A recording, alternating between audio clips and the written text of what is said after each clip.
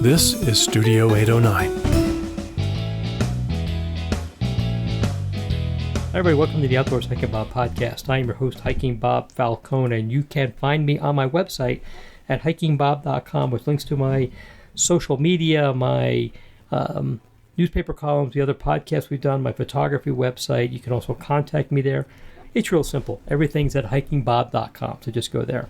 Joining me today is my co-host, Kevin Wild Westendorf, here for a special appearance. Hey, Kevin. Hey, Bob. It feels great to be back, but yes, it's Kevin Wild Westendorf here, and you can find me on Facebook and Instagram at Wild Westendorf, and my website, which is wildwestendorf.com. And everybody, we just want to put out a shout out. We always ask people to subscribe or support us at Patreon. So today is the first time Kevin and I are using a whole new set of equipment we've purchased thanks to the people at Patreon. 2 new microphones, a new recorder. It's nice. And it's a nice setup. And this is the second time we've used this complete setup.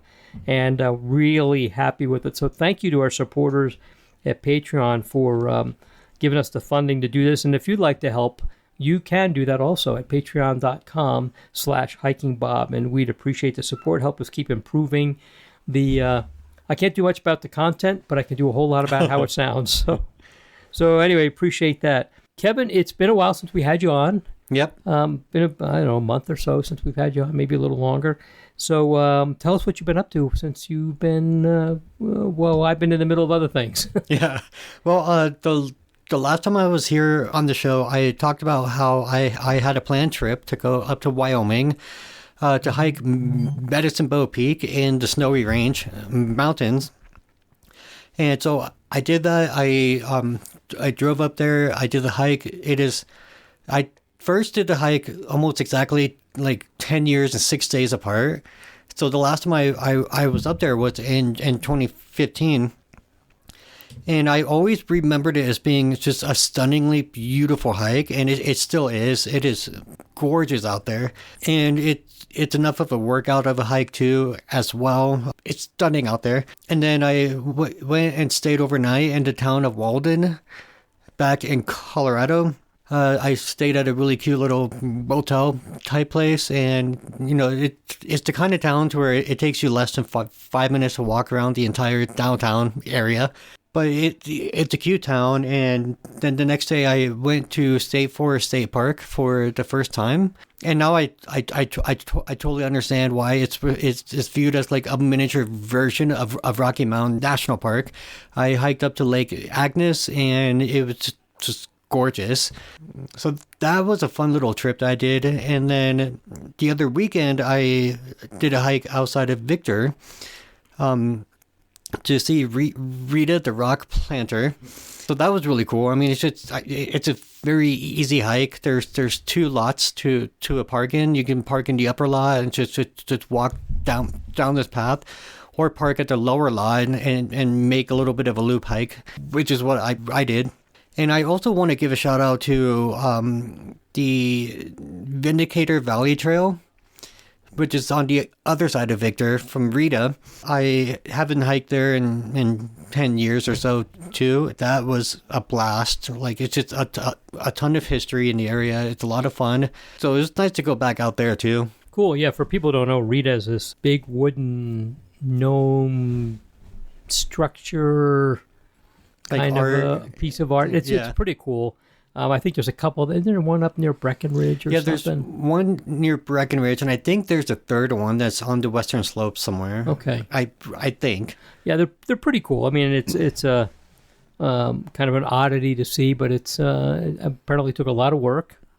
Somebody with a lot more skill at woodworking than me, and certainly some imagination to put it together.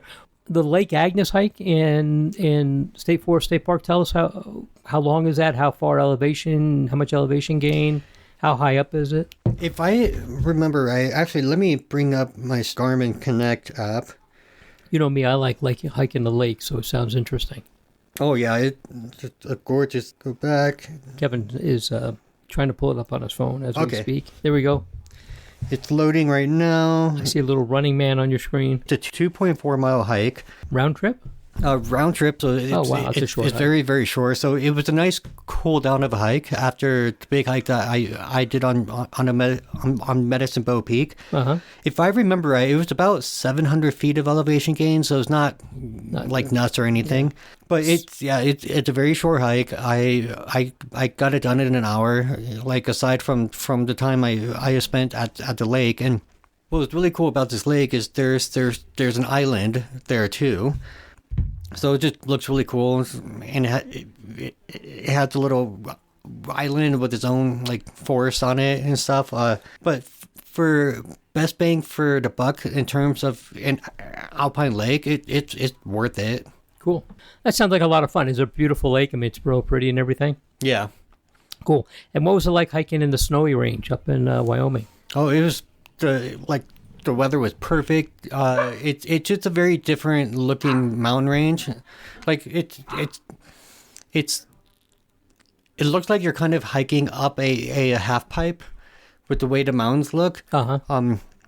And just the entire length of the trail, except for the very end when you're going over boulders. It's just there's just lake after lake after lake. Really? And ponds. There's just a lot of water out there. Cool. That sounds like a good trip. How long were you gone? Was it a week or? It's a 4-hour drive from the Springs. And so I actually drove up. It's about an hour west of Laramie, and once you get west of Laramie, there's nothing out there. So like there's no cell service or anything. So you're really like getting out there. Cool. And then from there, it's about an hour back down south to the town of Walden, where I stayed. Then I also made a stop in the town of Granby and Grand Lake. Mm-hmm.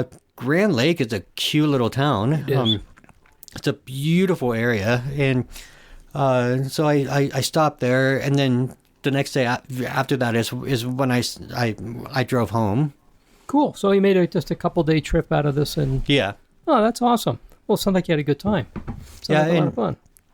And what's really nice about my job is I have a 410 schedule. So I took advantage of that weekend because I was off that Friday and then off the following Monday. So I just happened to have a 4-day weekend. So I spent so I was able to do that and just kind of make a little short road trip and take time with it and stuff. Oh, nice. It sounds like a lot of fun. I'm glad you got a chance to do that. I've never done any hiking in Wyoming. I should probably get my tail up there. And oh, it's gorgeous out there. I've heard it's beautiful. I mean, I shouldn't say I've never done it. I've done some stuff in Yellowstone. Yeah. When I did what was on Porter. So I shouldn't say I've never done anything, but I've never done certainly not anything in the southern part of the state or in the snowy range or anything like that. So cool. Well, it sounds like a lot of fun. Sounds like a good trip. I did see some of your pictures that you posted, and they looked awesome. So it was pretty nice to see them. Let's see. So we had a couple of topics we wanted to discuss about on today's podcast. One of the things coming up is it's that time of the year again. What's happening is it's budget time. Yep. The state just went through their budget process, had a big monetary hole deficit they had to fill. The city and county are in the middle of that right now. And the city announced that they have, not even for the next budget, but right now they have a $31 million hole in their budget. Which is huge. Yeah, which is huge. So they've had to institute some layoffs. I think they said they were eliminating 38 jobs. Some of them may be already jobs that were vacant they're not going to fill. But they eliminated 38 jobs. Some of those I found out today that they were recording this came out of the Parks Department. I'm not clear how many. But there were some from the Parks Department. Did not sound like they were any in the, how do I want to word it? They sound like they were office positions, administrative positions. Not so much park rangers or park maintenance people, anything like that. That's what I understand. I haven't gotten that officially, but that's what I was told today at a meeting I was at just prior to us recording this. So far, it does not appear that the county parks is going to have any cuts. They're not looking at the county having any cuts in their budget. Everything looks pretty good. If there's any cuts at the county, it sounds like right now they're going to be pretty slight. Not going to be anything as big as what the city has. So These are tough times. And the difference between the city and the county when it comes to budget, the county runs leaner than the city does. The county runs a lot leaner. And the county relies more on property tax. And the city relies more on sales tax. The city is very heavily weighted towards sales tax. Okay. And the problem with that is, of course, is that when you have an economic slowdown, people buy less. It's been known that this year, tourist industry across the country is taking a dive. Much less tourism, traffic, not just in Colorado, but around the country. So when you base your income on sales tax, which can vary greatly from month to month, you can end up in a hole pretty quickly. And the way it is, you're getting your report about sales tax from like 2 months ago. So you could be in September spending money you thought you got in June, and then find out you didn't get that money in June, and now you've already spent. So now you got to get back. You know what I'm saying? It's kind of weird. We're property tax based. You send out your tax bills at the beginning of the year. Everybody pays you. You're good for the year. This county still relies on some sales tax, but the rate's pretty low.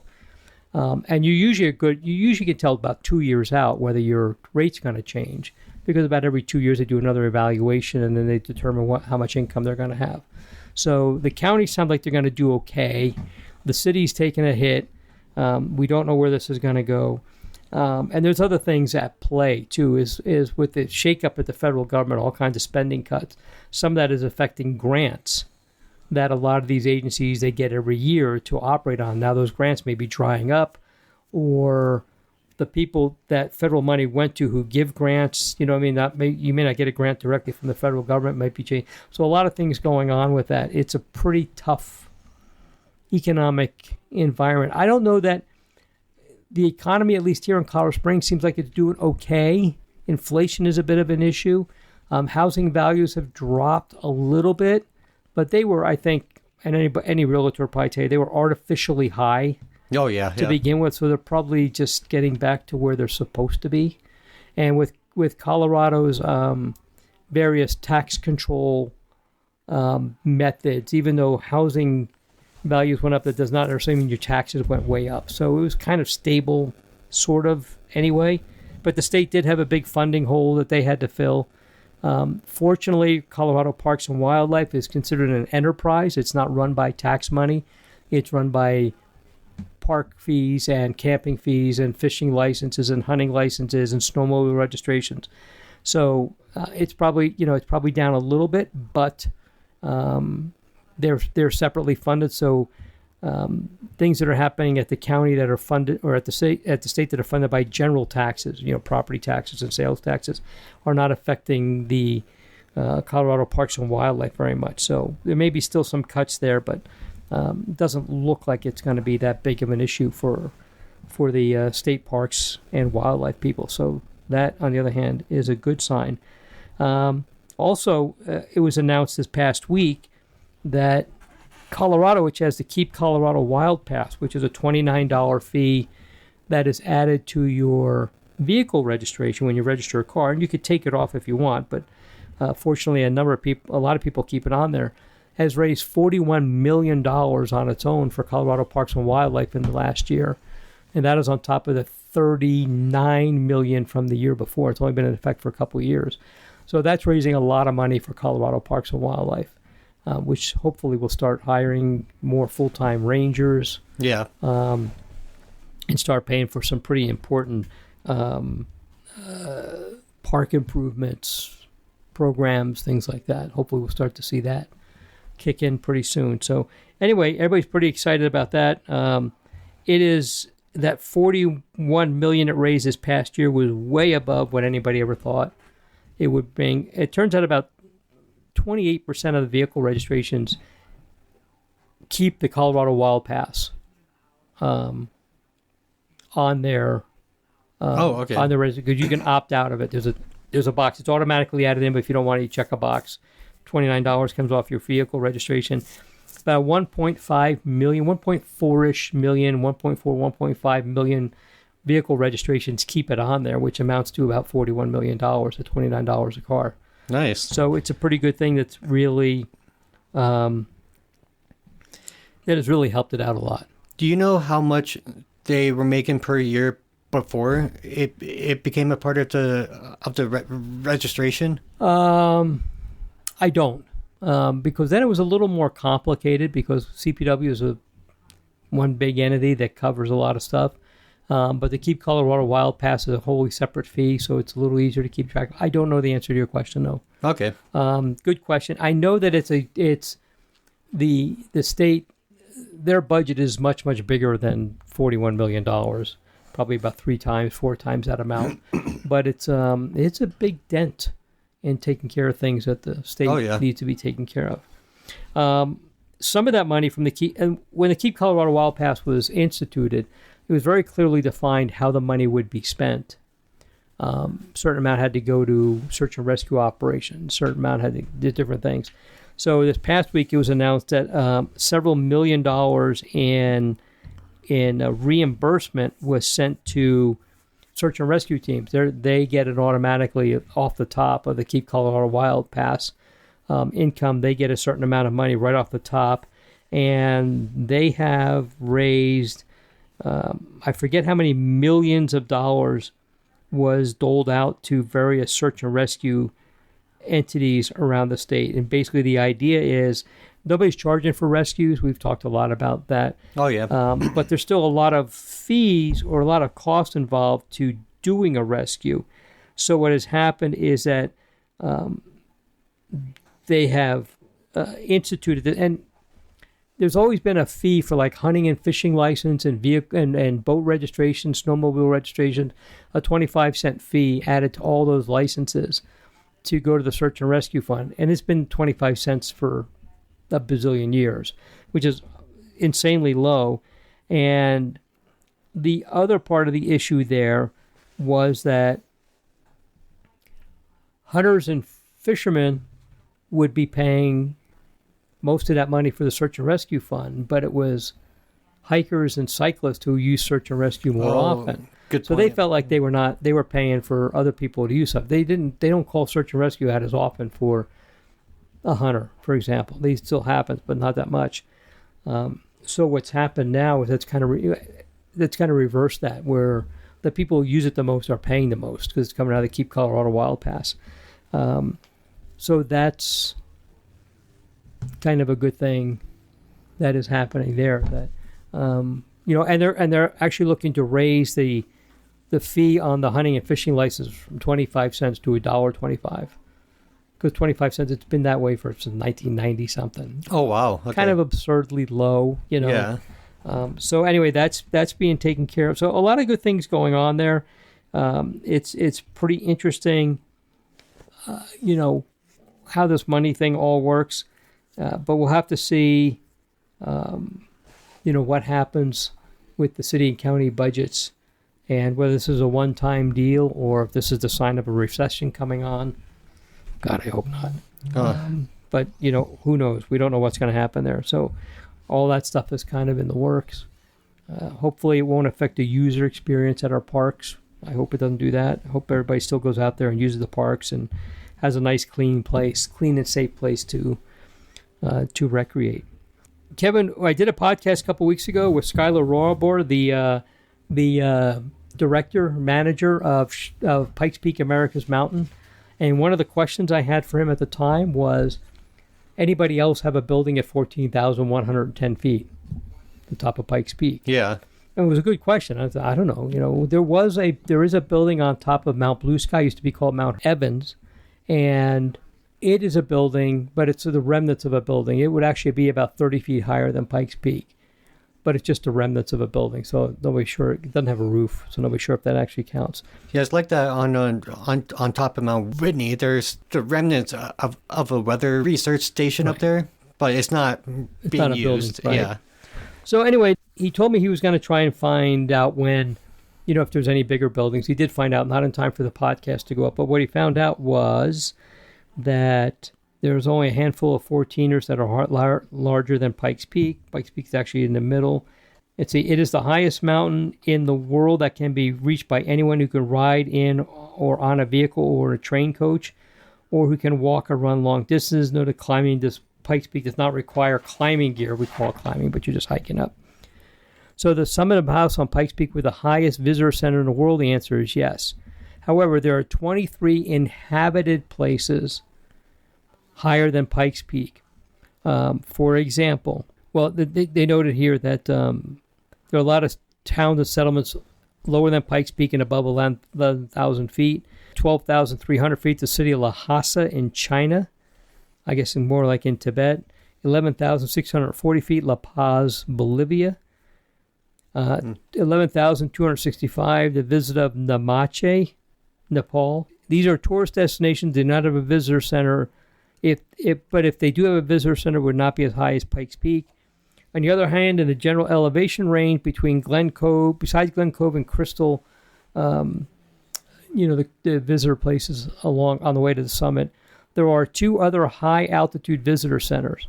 11,796 feet, Rocky Mountain National Park Alpine Visitor Center, way up there. Oh, okay. As you go across towards Granby. You just mentioned you were Lake Granby. 11,333 feet at Switzerland's, some long word I can't pronounce, Visitor Center. It is accessible by electric cog railway. It is, neither one of those, however, are on top of a mountain. They're just up on the side of a hill or something. The Alpine Visitor Center is quite a ways from the highest nearby mountain range in Pikes Peak. So anyway, that's the scoop there. It is still the highest visitor center in the world. Cool. Which is kind of cool. So anyway, that's the scoop on that. Just I wanted to follow up people who listen to that podcast. I got a lot of good feedback on that podcast. Almost everybody learned something new. People who replied back or sent me an email. Almost everybody learned something new and enjoyed listening to that podcast. And if you haven't been up there yet, since they rebuilt the Summit House, I recommend it highly because it is they did a stunning job with it. Yeah, they did, and it's a beautiful place. And it's not like that old we talked about a little bit in the podcast. It's not like that old bunker. Yeah, used to be. And I mentioned the podcast, but one of the ways I equated it to was if you were in the Blitz in World War II in London, it was probably what it was like to be in a bomb shelter. It was a terrible building. Best thing that ever happened to it was they got rid of it. Yep. And it was sinking into the ground. You couldn't see anything from inside of it. It was water always leaking, pouring in there from someplace. I mean, it needed to be replaced. The new building is gorgeous.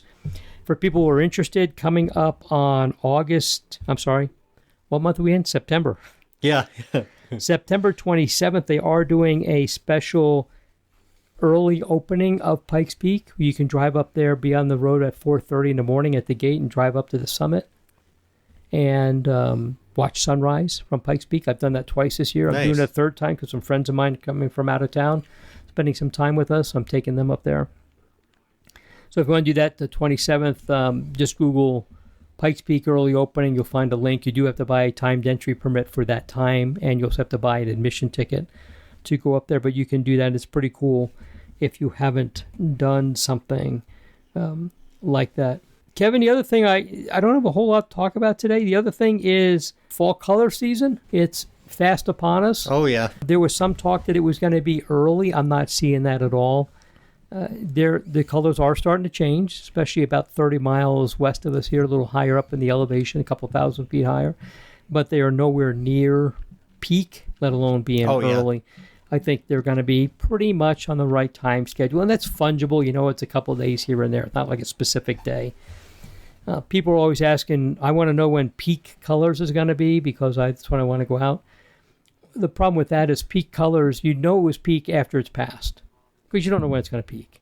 Yep. So, don't be somebody who's stuck on when it's peak. And if everybody tells you there's a lot of colors, that's your time to go visit, take pictures, walk through the woods, do whatever you want to do.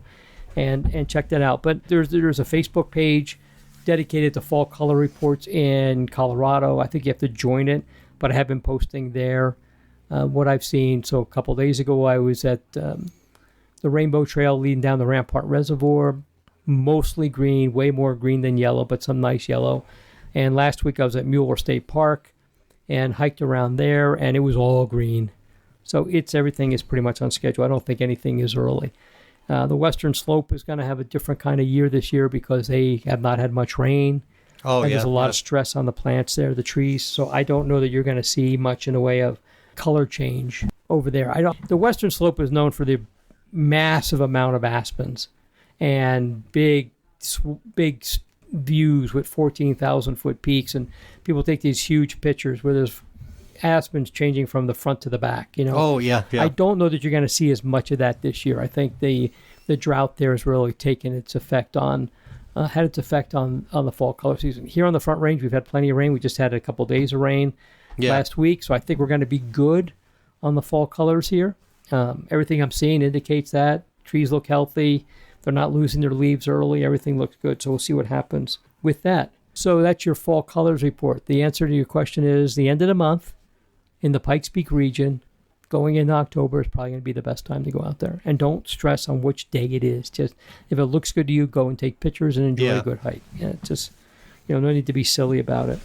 Yeah, I forgot to mention when I did my hiking around the town of Victor the other weekend, I went up to Victor via Old States Road because I haven't done that drive in years, and it's a beautiful drive.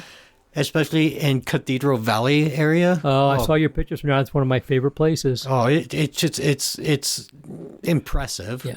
Every mile or so, I would see like that one aspen tree that was turning yellow, but that's about as much as I saw. So. And one of the things we find out every year, somebody sees one tree turning. Oh my God, the leaves are turning early. That's not what that means. That's not at all what that means. I mean, one tree here, and for a brief explanation, the colors change because of the amount of sunlight that hits them. They generate less chlorophyll as it gets later in the year because the hours of available sun decrease. So that's what causes the colors change. It has nothing to do with the cold. Has nothing to do with much of anything else. Water affects them. Obviously, if they don't get enough water, they're not healthy. I remember years ago when we had some really bad droughts that things were so dry that the leaves just went from green to black and just fell off the trees. That happened a couple times. So that does happen. That's extreme. Sometimes there are bacteria or viruses that get into the trees and that kind of kills leaves. There's all that kind of stuff. But the big thing is light. They get less light. They start going from green to brown, and then they eventually fall off the trees. That's your science lesson for today. Yep. Neil deGrasse Tyson doesn't have anything on me. Actually, he has a lot of things on me, like maybe 100 IQ points more than me. But and he could explain that a whole lot better, even though he's an astrophysicist or whatever. Oh yeah. I know he's not a plant biologist, but he's still way smarter than me. He could probably explain this a whole lot better than I could. But anyway, that's the brief explanation of how the colors change. I think we're gonna have on the Front Range here in Colorado, especially southeast Colorado, where we've had plenty of rain or sizable amount of rain. I think we're gonna have a really nice fall color season starting in about the next week or so. Cool. And hopefully it'll last a little bit. And then after that, I go to upstate New York in mid-October, to an event at the Baseball Hall of Fame. Right. And I'm spending a few extra days to go out to the Finger Lakes, the Watkins Glen area, and take pictures of the awesome Northeast United States kaleidoscope of fall colors. I can't wait to do that. Oh, that's going to be awesome. Cool. Yeah, it's going to be really nice. So I'm hoping that happens. Well, I know that's going to happen. I'm hoping my timing is right. So far, looking at the fall prediction maps, fall color prediction maps, it looks like I'm going to be timing this just right. Cross your fingers. Even if I don't get pictures of fall colors, my second love, waterfalls. There's all kinds of those there. So I'll get waterfall pictures, but I want waterfalls and the fall colors, damn it. Is that too much to ask? I don't think it's too much to ask. Kevin, what else you got going on? What do you got planned for the fall? Are you going to do any leaf peeping? By the way, I have an article coming out in the Pikes Peak Bulletin. Should be this week. I'll link to it. That I talk about some of my favorite fall colors hikes in the Pikes Peak region. Sorry, I didn't mean to interrupt. Oh, it's all good. So I do have a fall colors hike planned with a friend of mine. We do a fall leaves hike every year.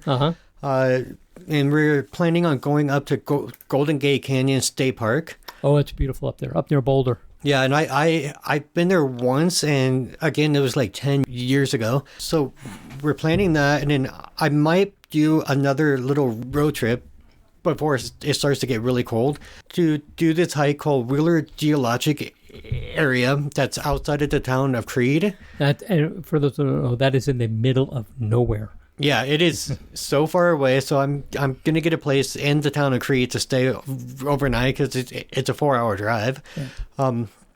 But I want to get out there, but before like it's hardcore fall time, and my next few weekends are 3-day weekends, so I might just do it one of those. This hike has been on my bucket list for years because it just looks like a beautiful place, very, very, very unique rock formations and stuff. So I'm really, really excited to get out there. A friend of mine owns property down there, and he's been trying to get me to go down there this year, and I just haven't had time. He's a hunter, so he knows that area really well to go hunting and stuff. And he's been like, "You got to come down there." I thought, I know, I just can't. You know me. I don't know how I have such a busy schedule when I'm not working. Yeah, it's the whole point of being retired. I'm not supposed to. But anyway, but it's on my bucket list. I understand there's a nice waterfall there too to see. Oh yeah, near Creed, near the town. I know what you're talking about because that's gonna be a stop that I make like the next day. Cool. Because the hike that I plan to do is 17 or 18 miles round trip. So I'm gonna want to do something that's really chilled the next day. So. Yeah. Yeah, if you can still move. Well, if you were me, I couldn't move. You're younger than me. You could probably just move just fine, but I'm not going to be able to move all that well. Well, that's cool. So you got that coming up. You got anything planned for the winter? Or you got anything going there? Or we're still, it's only September. We're still ways out. Yeah, I don't have anything planned for the winter, but and this is technically will be in the springtime, but I will be going out to Las Vegas in March of next year for a wedding.